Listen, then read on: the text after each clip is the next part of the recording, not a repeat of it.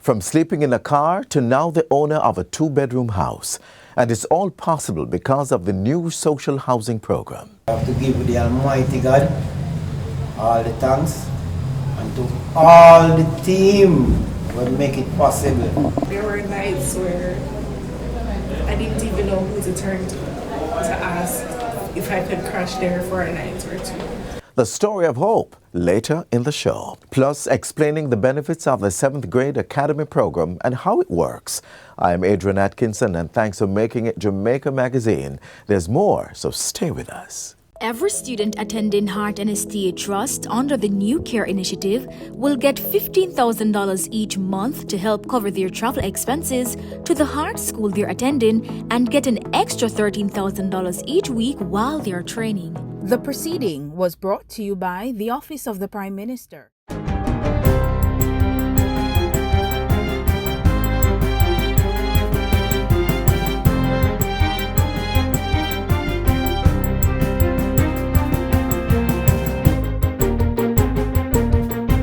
Good day, I'm Theodore Henry, and this is your JIS News for Thursday, September 19, 2024. The Ministry of Education and Youth has announced a series of immediate interventions at a Portland primary school in response to a bullying incident. The incident, which showed a 9-year-old boy being attacked by his peers, has sparked widespread outrage and concern. Education Minister Favour Williams has condemned the act, calling it a serious breach of students' safety and human decency. She says it highlights the urgent need for society to take greater responsibility in protecting children. To enhance safety within the school, the ministry is working with its regional office, the institution's leadership, and the Child Protection and Family Services Agency, CPFSA. The measures include strengthening of the school's existing safety protocols to ensure a secure environment for all students.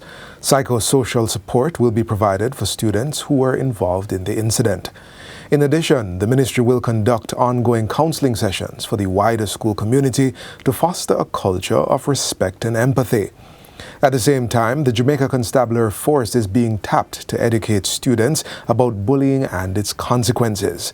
The school will also get assistance from educational social workers to assist both parents and students. While the interventions are underway, Minister Williams reiterates the ministry's zero-tolerance policy against bullying, warning that individuals found guilty of such actions will face severe disciplinary measures.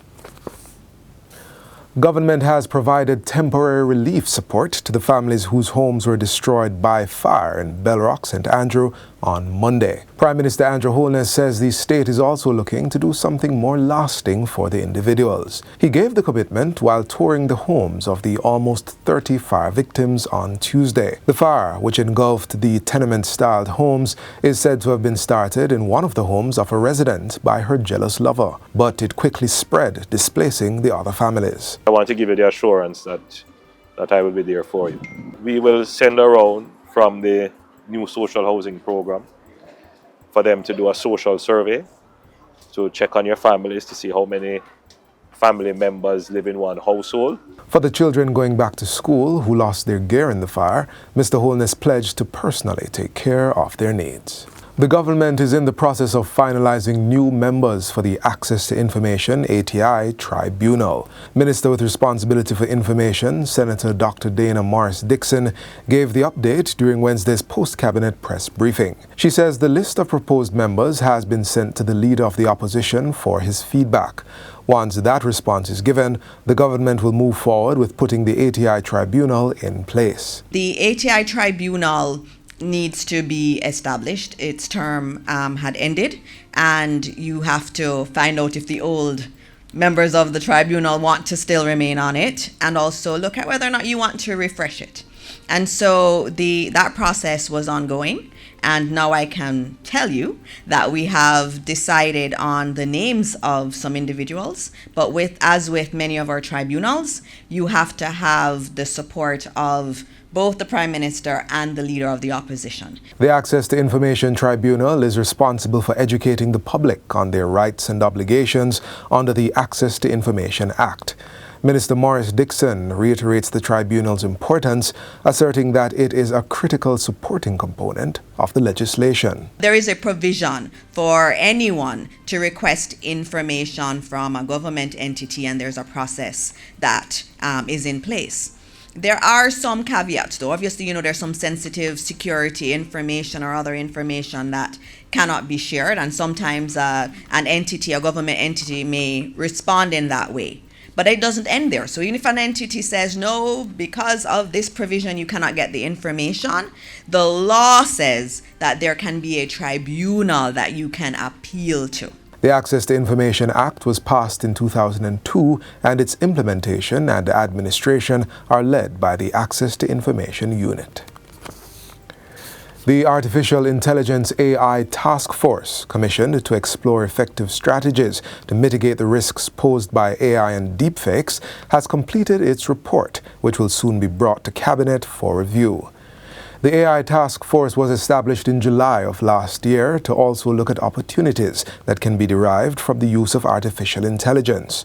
Minister with responsibility for skills and digital transformation, Senator Dr. Dana Morris Dixon, says the chair of the task force will be invited to discuss the report at a post-cabinet briefing session after Cabinet has reviewed the document. That task force has looked at our education system, what needs to change there. It has also looked at, in terms of our businesses, how we can harness AI better, and also in terms of government policy, because every new technology has disadvantages to it.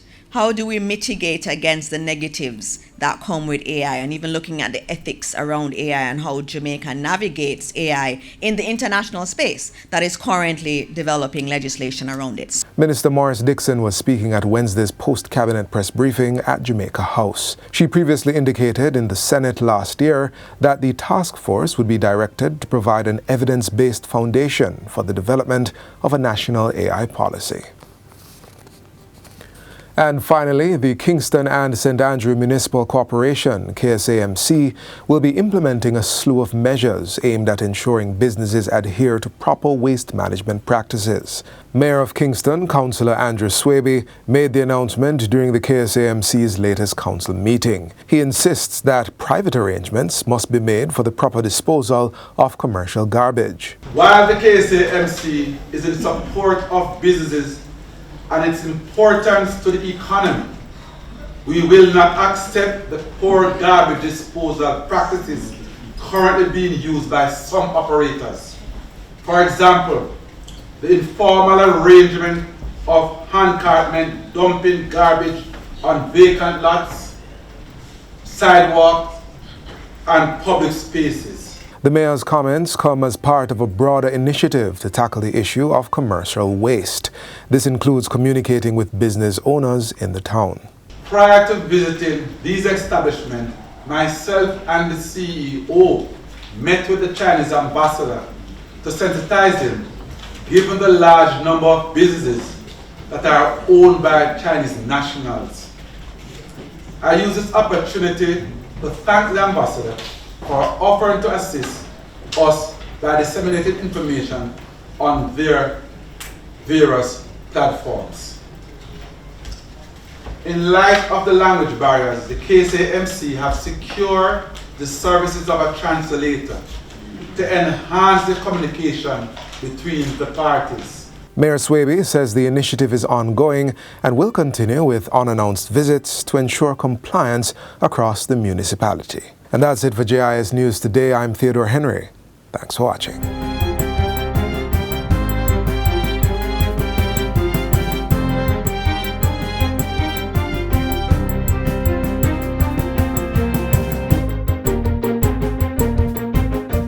Hi everyone, let's talk granting aid. Eligible targeted loan applicants may receive a non-repayable granting aid of $60,000. These funds can be used for school-related expenses such as traveling, buying food, housing, or purchasing a laptop, for example. Eligibility is determined by the financial circumstances of applicants and the availability of grants. Apply early at slbja.com and be one of 4,200 beneficiaries of our granting aid. Lifting the standard of living for the most vulnerable and empowering them through home ownership are just a few of the objectives of the new social housing program. It's a life-changing and transformative experience, as you will see in this short feature.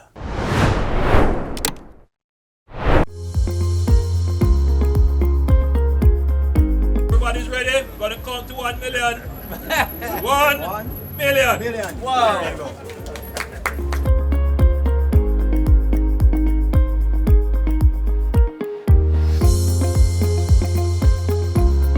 This is probably the most fulfilling aspect of my job, being able to see lives transform. I mean, if you ever ask about transformation, moving from living in your car to a house, isn't that transformation? Absolutely.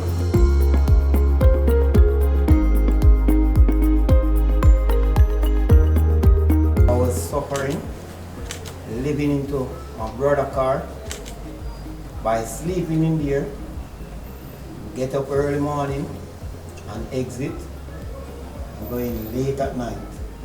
He also moved my father out when he gave me that letter and asked him for permission to help me to get a house for me and my last daughter. The bigger one, she ended up having to start bounce around at friends and all kind of people. So it wasn't an easy task for us. So we're very grateful of Minister Andrew Holness, our Prime Minister. We have this project going, and to all the team will make it possible. Firstly, I would like to say thank you to the mighty God for following through with us, ensuring that everything went by smoothly. My situation was a bit different as opposed to my dad. I was actually bouncing around from friends' homes to relatives, and there were nights where I didn't even know who to turn to ask if I could crash there for a night or two.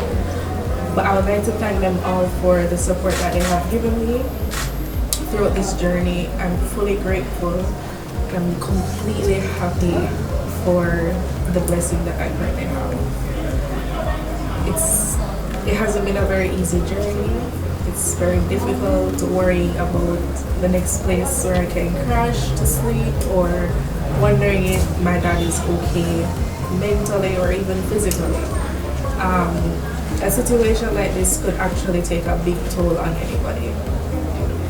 And protecting my mental health was very difficult in this process. However, in the Lord, I had faith, I had trust, and I just want to say thank you very much for the opportunity.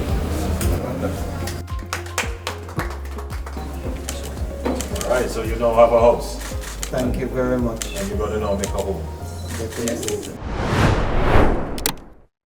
On Sunday, August 11th, in the quiet community of Cherry Tree Lane in Clarendon, our entire nation was shaken by a brutal act of violence. Gangsters mercilessly took the lives of 8 innocent Jamaicans, including a 7-year-old boy and several women.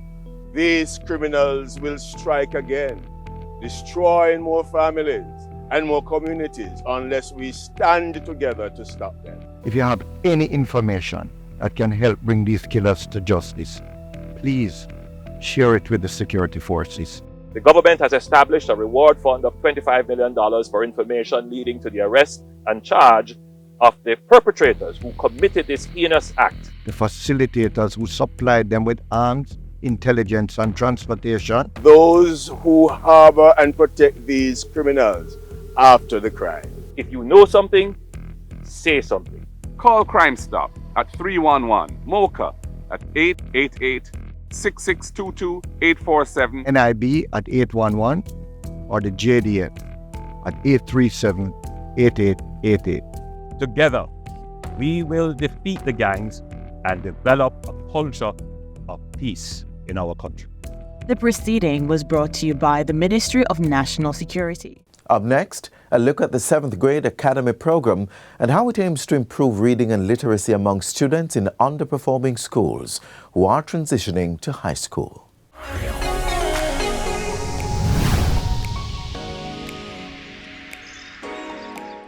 Welcome to Get the Facts, the program that provides you with accurate and timely information on government's policies and initiatives. I'm Theodore Henry. Today we'll be discussing an exciting new initiative, the Grade 7 Academy. This is a transformational project launched by the Ministry of Education in partnership with St. Michael's College. Now, this program aims to support some of the most underserved and vulnerable students in our educational system, particularly those who have recently entered high school with very low levels of literacy. 2 underperforming schools have been selected for this initiative, with one of them located in Kingston. Now, to delve deeper into this program, we're joined by Dr. Faith Alexander, Literacy Instructional Leader, and Mrs. Grace Baston, former principal of Campion College and project lead of the 7th grade academy. Thank you both for being here. Thank you for having us. Let's jump right into getting the facts. Lady Baston, I'd like to begin with you. Can you provide an overview of what Grade 7 Academy is and what it's meant to do? Right, thank you, Theodore. So, the Grade 7 Academy. This intervention is meant to address, in a radical way, the problem of students entering high school, as you said in your introduction, with such low levels of literacy. Right. So, if, and Holy Trinity is not alone, that's one the school we're using in Kingston, okay, the Holy Trinity right. High School.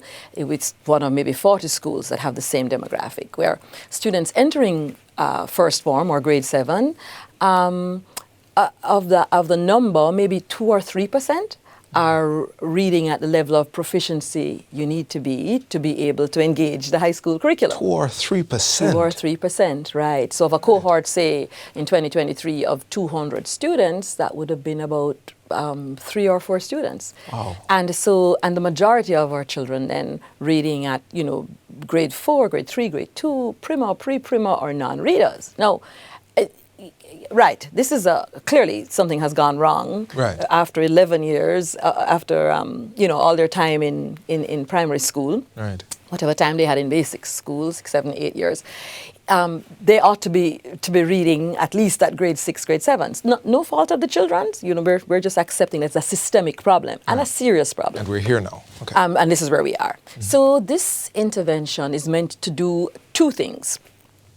First of all, the objectives are, 1, to move that percentage of children reading proficiently in that cohort from only 2% or 3% to 75% in 1 year. Big jump. Super ambitious, Big but jump. we believe very doable. All right. And secondly, to engage in a kind of a re-socialization of the students. A lot of these children come to us, very talented, wonderful, beautiful Jamaican children, but carry come with maladaptive behaviors. And some of it compounded, of course, by the fact that they're not reading. Right. Then there are the issues of how they feel about themselves and so on. So the program aims to do as well. It's going to improve literacy and numeracy in 1 year in a very dramatic way. But 2, it is going to provide these children with an intense, rigorous program of character formation and personal development. It's very grounded in Christian values. And I think we're going to talk about that a little bit later. But you mentioned 2 schools. I mentioned 2 schools and you mentioned 2 schools. Holy Trinity 1. Right. Who's the second? The second one, which will have a delayed start, is the Newell High School in St. Elizabeth. Newell in St. Elizabeth. Dr. Alexander, I want to bring you in here. Now, what specific challenges? I heard the numbers, but talking about Holy Trinity, how does the Grade 7 Academy, this plan, this ambitious 1-year plan, what are the details of addressing this literacy issue?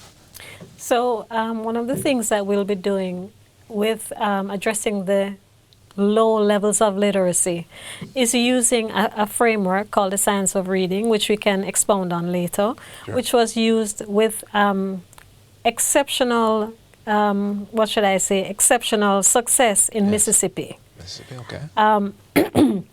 And so our program is grounded in the Science of Reading. Additionally, the children will be participating in technology to practice those skills that they would have learned, that would have been directly taught So every day the kids will be playing in a sort of gamified way for an hour every day for both math and literacy. Coming to school to play. I like it. I like it. So, and you mentioned something which I find very important, that this has been tested and proven. Yes. You mentioned Mississippi. Yes. I want to come back to you now, Mrs. Baston. Now, public and private partnerships, you hear a lot about this stuff, and a project like this sounds very ambitious. Right. So I'm assuming that there is quite a bit of partnerships. Can you tell us a bit about Right. So the ministry has been wonderful in first of all, in our biggest partner, in allowing us to suspend the normal curriculum. You know, instead of these children doing 15 subjects, and they've allowed us in this program to concentrate on the literacy and numeracy. Obviously, when the children are doing literacy, it's touching themes that have to do with science, touching themes that have to do with social studies, touching the themes in civics, all the things we care about, but it's unapologetically about literacy. Right, so we have the ministry. Every single day, 5 days a week, twice a day. Right. And then enriched, obviously, with drama and dance and so on. So the ministry is a huge partner. And have agreed to some of the, providing us with the teachers we need for the program. But things like the software that the children are going, the gamified software to which Dr. Alexander referred, it's at the heart of the transformation, right? Of getting the results we want. That's a huge cost. So we're seeking partnerships to help us to afford that.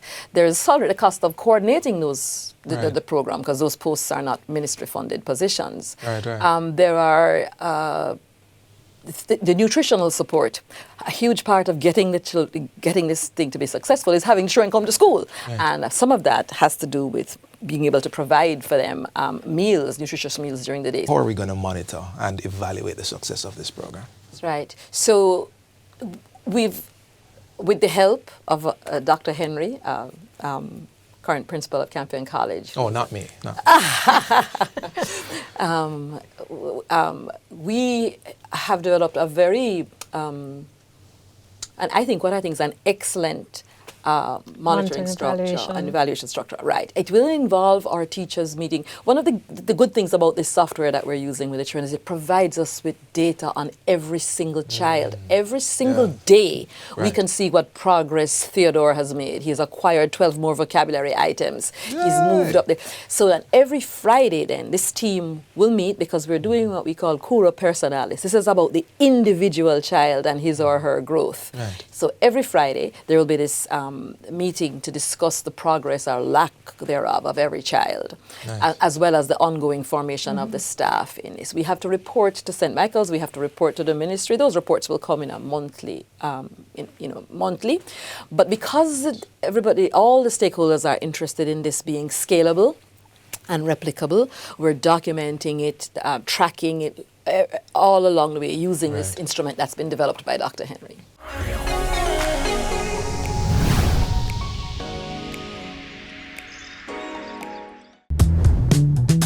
How am I going to go to college? I can't find anybody to stand security for me. I mean, I could ask my aunt, but she's likely not going to want to do it. Let me ask her just in case.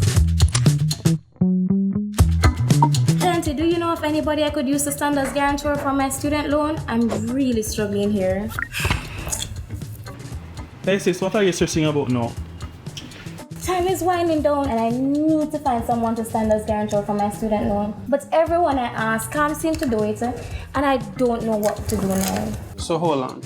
You didn't know that the Students' Loan Bureau doesn't require a guarantor for the loan application? Are you serious? That's amazing. Yes, effective April 1, 2024, the Students' Loan Bureau no longer requires applicants to have guarantors. This applies to all SLB loan products. With SLB, you can make your dreams a reality. Visit our website at slbja.com for more details and follow all our social media platforms to be in the loop. My name is Courtney Coley. I'm a Deputy Superintendent of Police assigned to the Community Safety and Security Branch. The Jamaica Constabulary Force has pledged to serve, protect, and reassure the people of Jamaica, as well as visitors to our shores. With courtesy, integrity, and proper respect for the rights of all. The last academic year brought with it a number of challenges, particularly around school violence.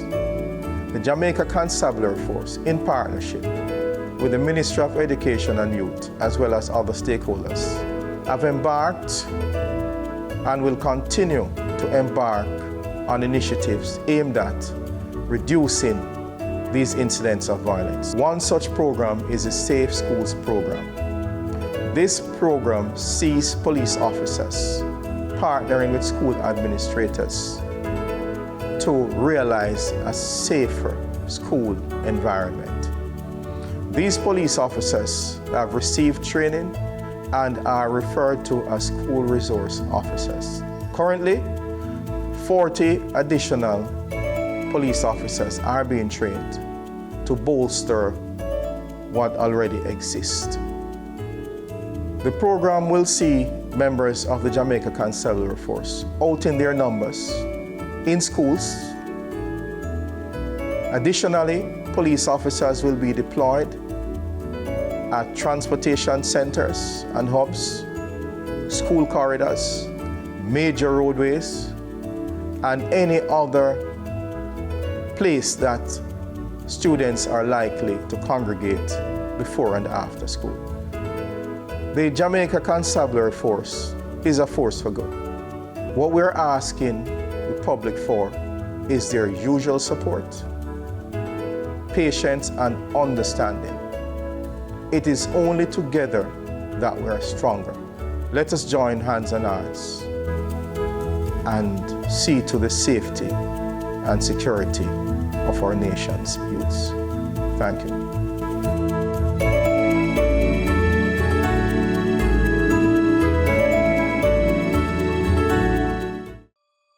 Apply to the Heart NSTA Trust. Learn a new skill and expand your horizons. Your government has made it completely free to you. This is where our journey ends, but only for today. Do join us again tomorrow and we'll bring another informative program. In the meantime, stay connected via our website, jis.gov.jm. And while you're online, send your feedback to Jamaica Magazine at jis.gov.jm or via X at JIS News. You may also find us on all the major social media platforms and through our mobile app that's Android and iOS compatible. On behalf of the entire production team, I'm Adrian Atkinson. Do take care. This has been a production of the Jamaica Information Service, the voice of Jamaica.